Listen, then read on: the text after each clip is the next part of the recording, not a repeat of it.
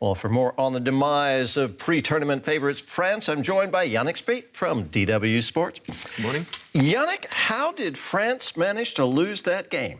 I honestly have no clue. It was a wild game. Switzerland were excellent. They were brave, they were persistent, they played attacking football instead of their usual defensive football, and so they 100% deserved this victory, no doubt. But at the same time, it's hard to see how France let this go with 15 minutes left to play. Paul Pogba, who was probably the best player in the tournament so far, scored a great goal to put them 3-1 ahead. 15 minutes to play, that's game over. Everyone thought so. France certainly did. And then they got complacent. And the Swiss hit back with two very neat goals. They saw out extra time.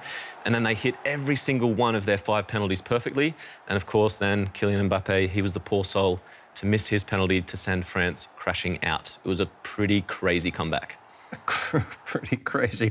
So what is next for France? Do they need to go away now and reinvent themselves? In a way, yes. I think this is a massive failure for France. They were clear favourites, and that's on Didier Deschamps, the coach. He got it terribly wrong in this match. He changed the tactics for this game. He went with 5 defenders instead of 4 defenders, and that really affected the team's fluency. And, you know, we're talking about the best squad in the world here. They are clearly the best team in the world or have the best players. And to change the tactics for this match was just a little bit baffling. And you could see it on the pitch. And yes, they came back to 3-1. But then Deschamps also didn't make any substitutes to close out the game. He was far too reactionary in terms of what the Swiss were doing.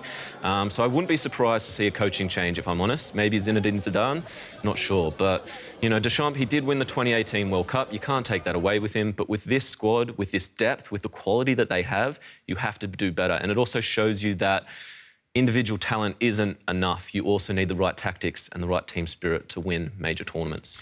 So the favourites, or at least the pre-tournament favourites, are out. Does this mean that the tournament is now wide open? Yeah, totally. I mean, I can't remember a more exciting tournament. Maybe that has something to do with the pandemic and lockdown, but this is just exhilarating.